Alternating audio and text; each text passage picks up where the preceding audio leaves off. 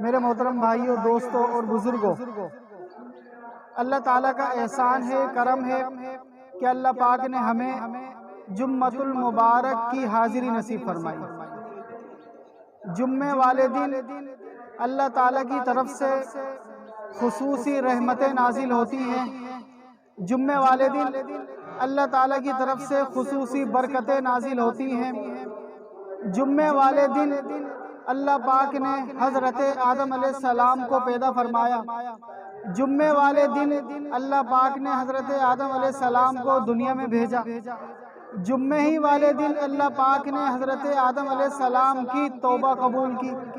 جمعے والے دن ہی اللہ پاک نے حضرت نوح علیہ السلام کی کشتی کو پار لگایا۔ جمعے والے دن ہی اللہ پاک نے حضرت یونس علیہ السلام کو مچھلی کے پیٹ سے نکالا۔ جمعے والے دن ہی اللہ پاک نے حضرت موسیٰ علیہ السلام کو فرعون سے نجات دی۔ تو جمعے کے دن کی بہت ساری فضیلتیں ہیں، اور قیامت بھی جمعے والے دن قائم ہوگی، اور اللہ پاک کا دیدار جنت میں جنتیوں کو وہ بھی جمعے والے دن ہوگا۔ تو جمعے کا دن تمام دنوں کا سردار ہے۔ جمعے کا دن تمام دنوں میں سب سے افضل دن ہے۔ جمعے کا دن اللہ پاک کی طرف سے خصوصی انعامات حاصل کرنے کا دن ہے۔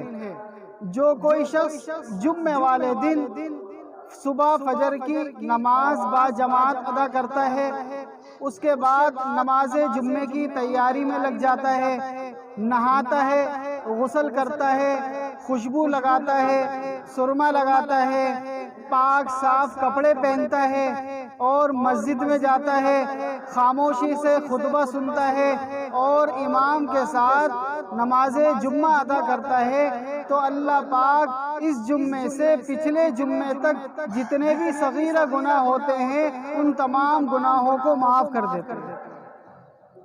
حضور اکرم صلی اللہ علیہ وسلم نے ارشاد فرمایا کہ جمعے والے دن ایک گھڑی ایسی ہوتی ہے کہ اس گھڑی میں اگر کوئی شخص کوئی بھی دعا مانگے وہ دعا قبول ہوتی ہے۔ اب پتہ نہیں وہ گھڑی فجر کے بعد ہوتی ہے، ظہر کے بعد ہوتی ہے، عصر کے بعد ہوتی ہے، مغرب کے بعد ہوتی ہے یا عشاء کے بعد ہوتی ہے۔ اسی وجہ سے فرمایا کہ پورے دن جمعے کو اکثر دعائیں کرتے رہا کرو، عبادت کرتے رہا کرو اور گناہوں سے اپنے آپ کو بچاتے رہا کرو۔ اسی طرح ایک اور جگہ حضور اکرم صلی اللہ علیہ وسلم نے ارشاد فرمایا کہ جو شخص جمعے والے دن سورہ کہف کی تلاوت کرتا ہوگا تو اللہ پاک اس سورہ کہف کی تلاوت کی برکت سے ایک ہفتے سے دوسرے ہفتے تک، ایک جمعے سے دوسرے جمعے تک اس کی زندگی میں نور پیدا کر دیتے ہیں، اور سورہ کہف کی برکت سے اس کو دجال کے فتنے سے محفوظ رکھتے ہیں۔ تو جمعے کے دن کی بہت ساری فضیلتیں ہیں۔ کوشش کرنی چاہیے کہ جمعے والے دن ہم دیگر دنوں کے مقابلے میں عبادت زیادہ کریں۔ اگر ہم عام دنوں میں فجر کی نماز نہیں پڑھ پاتے، کوشش کریں جمعے والے دن فجر کی نماز لازمی پڑھیں، جمعے والے دن تمام نمازیں لازمی پڑھیں۔ اسی طرح عصر کی نماز کے بعد جمعے والے دن جو کوئی شخص 80 مرتبہ درود شریف پڑھتا ہے، اللہ پاک اس 80 مرتبہ درود شریف پڑھنے کی برکت سے اس کے 80 سال کے صغیرہ گناہ معاف کر دیتے ہیں۔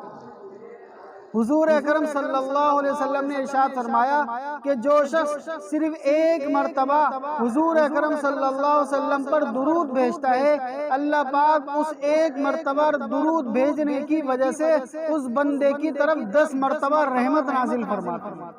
اس بندے کے اعمال نامے سے 10 صغیرہ گناہ معاف کر دیتے ہیں۔ اس بندے کے اعمال نامے میں 10 نیکیاں لکھی دی جاتی ہیں۔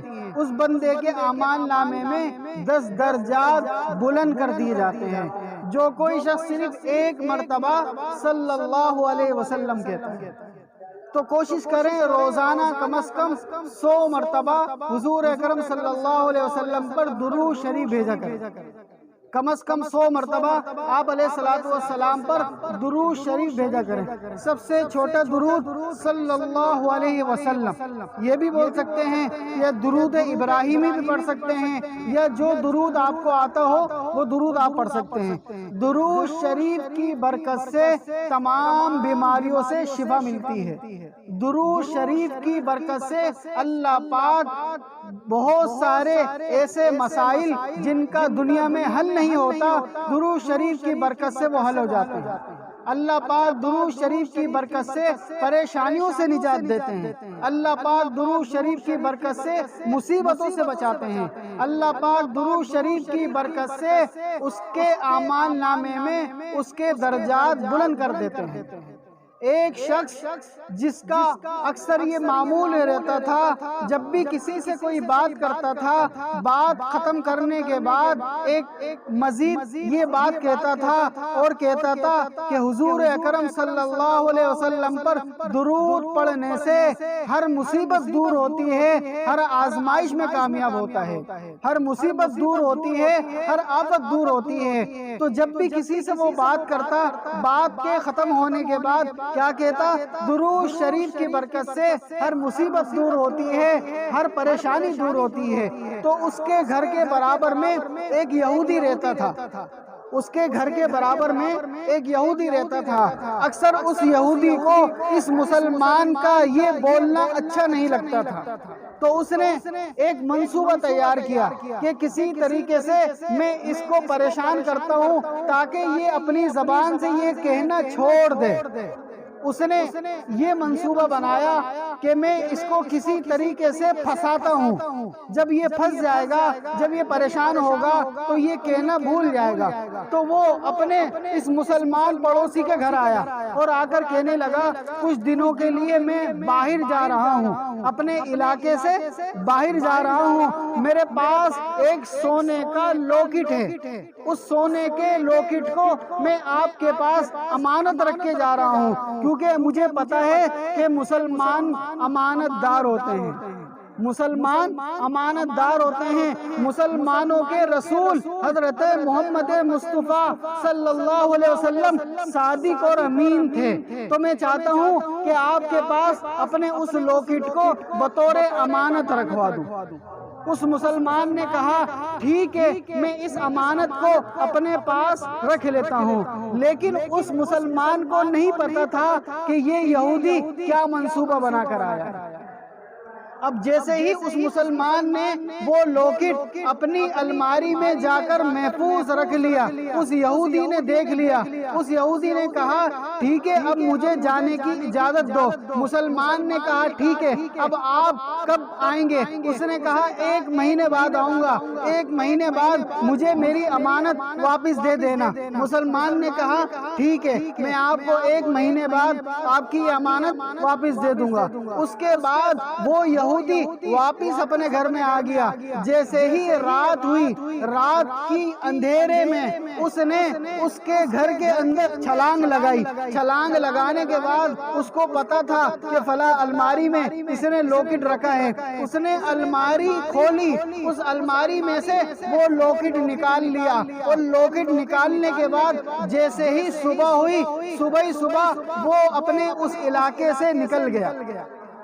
اپنے اس علاقے سے نکل کر آگے سمندر پہ اس کو کشتی میں سوار ہونا تھا. وہ کشتی میں بیٹھ گیا. جیسے ہی کشتی میں بیٹھا اور وہ کشتی سمندر کے درمیان میں آئی تو اس نے وہ لوکٹ نکالا اور اس پانی کے اندر پھینک دی. جب پانی کے اندر پھینکا، اب وہ لوکٹ تو اندر پانی میں چلا گیا، گم ہو گیا. اس کے بعد وہ دوسرے علاقے میں چلا گیا. اس کے بعد چند دنوں کے بعد اس مہینے کے اندر دوبارہ وہ اپنے گاؤں آیا، دوبارہ وہ اپنے اس علاقے میں آیا. مسلمان نے یہ سمجھا کہ میں نے لوکٹ اس الماری میں رکھا ہوا ہے، جب وہ واپس آئے گا نکال کے اس کو دے دوں گا. جیسے ہی وہ یہودی واپس آیا اور آ کر اس نے دروازہ کھٹکھٹایا اور اس کو کہا کہ میں نے آپ کے پاس امانت رکھوائی تھی، 1 مہینہ ہو گیا، میں واپس آیا ہوں، میری امانت مجھے واپس لوٹا دے. اس مسلمان نے اس کو اپنے گھر کے اندر بلایا، مہمان خانے میں بٹھایا، پانی اس کو پلایا، شربت اس کو پلایا اور کہا کہ میں ابھی جاتا ہوں اور آپ کی امانت واپس لا کر دیتا ہوں۔ اب جیسے ہی وہ امانت لینے کے لیے الماری کے پاس گیا، اچانک اس کی بیوی اس یہودی کے لیے کھانا تیار کر رہی تھی کہ پڑوسی ہے، مہمان ہے یہودی ہے تو مہمان نوازی مسلمان کیا کرتے ہیں، وہ اس کے لیے کھانا بنا رہی تھی۔ جیسے ہی کھانا بنانے لگی، اس کو اس کے شوہر نے، اس مسلمان شوہر نے اس دریا کے اندر سے ایک مچھلی لا کر دی تھی کہ یہ مچھلی کاٹ کر اس کو پکا لے تاکہ یہ پڑوسی مہمان اس کے لیے کوئی اچھا سا کھانے کا انتظام ہو جائے۔ جیسے ہی اس کی بیوی نے وہ مچھلی کاٹی، اس مچھلی کے کاٹنے کے بعد کیا دیکھتی ہے کہ اس کے پیٹ کے اندر سے وہ لوکٹ نکل رہا ہے۔ جیسے ہی اس نے اس لوکٹ کو دیکھا تو وہ زور سے چلائی، وہ الماری کی طرف جا رہا ہے، الماری کی طرف جانے کے بجائے اپنی بیوی کے پاس آیا اور آ کر کہنے لگا کیا ہوا، کیوں چلا رہی ہو؟ اس نے کہا یہ کیا ہوا کہ ابھی میں نے یہ مچھلی کاٹی جو آپ نے مجھے بازار سے لا کر دی تھی، اس مچھلی کے پیٹ میں سے بالکل اسی طرح کا لوکٹ نکلا ہے جو الماری میں رکھا تھا۔ تو وہ مسلمان حیرت میں پڑ گیا، فوراً الماری کے پاس گیا، الماری کا تالا کھولا اور دیکھا کہ اس کے اندر وہ لوکٹ نہیں ہے، اس کے اندر وہ لوکٹ نہیں ہے۔ وہ لوکٹ تو 1 مہینے پہلے ہی چوری ہو گیا تھا، اس کو تو پتہ ہی نہیں تھا۔ وہ آیا اور آ کر کہنے لگا کہ یہ لوکٹ الماری میں سے اس مچھلی کے پیٹ میں کیسے چلا گیا؟ یقیناً حضور اکرم صلی اللہ علیہ وسلم پر درود پڑھنے سے ہر مصیبت دور ہوتی ہے، ہر پریشانی دور ہوتی ہے۔ اور اس نے اس لوکٹ کو نکالا، اس لوکٹ کو نکالنے کے بعد صاف کیا، صاف کرنے کے بعد اپنے اس یہودی کے پاس آیا اور آ کر کہنے لگا یہ لیجئے آپ کی امانت۔ جیسے ہی اس نے اس لوکٹ کو یہودی نے دیکھا وہ کھڑا ہو گیا اور کہنے لگا یہ لوکٹ کہاں سے آپ کے پاس آیا؟ یہ اب وہ بتا تو سکتا نہیں ہے کہ میں نے 1 مہینے پہلے چوری کیا تھا، اب وہ کہہ تو سکتا نہیں ہے، وہ تو اس کو ذلیل کرنا چاہ رہا تھا، وہ تو اس کو بے عزت کرنا چاہ رہا تھا، وہ تو اس بات کا اعادہ لے کر بیٹھا تھا کہ کسی طریقے سے میں اس کی زبان سے یہ جو کہتا رہتا ہے کہ درود شریف پڑھنے سے ہر مصیبت دور ہوتی ہے، یہ میں ختم کروانا چاہتا ہوں۔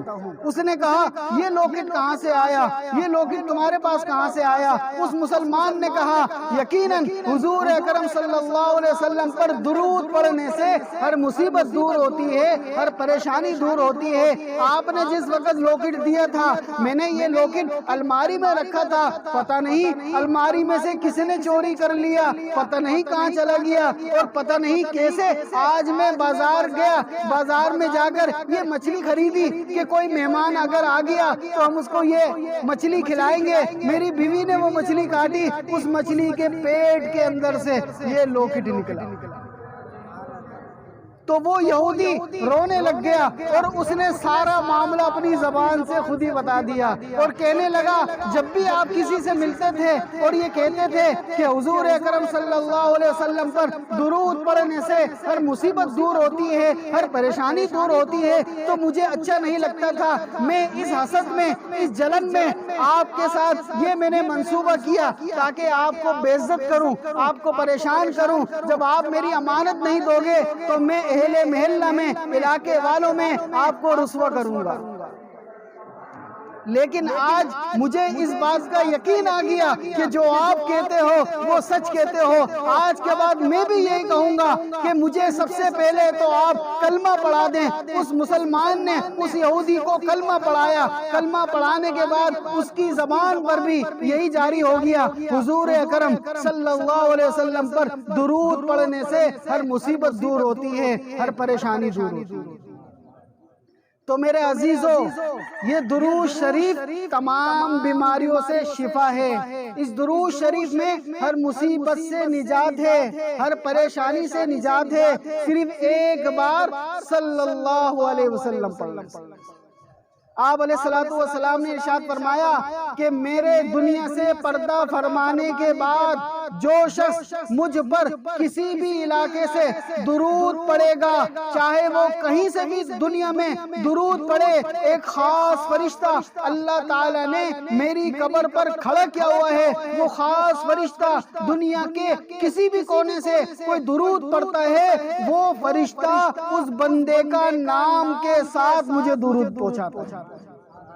مثال کے طور پر آپ میں سے کسی کا نام ہے عبداللہ، والد کا نام ہے عمر، عبداللہ ابن عمر، اس نے یہاں پر بیٹھ کر درود شریف پڑھا، اللہ پاک کے حکم سے اس فرشتے نے آپ علیہ السلام کے روضہ مبارک پر بتا دیا کہ عبداللہ ابن عمر نے سن شاہین سینٹر میں یہ درود پڑھا ہے، آپ کو وہ درود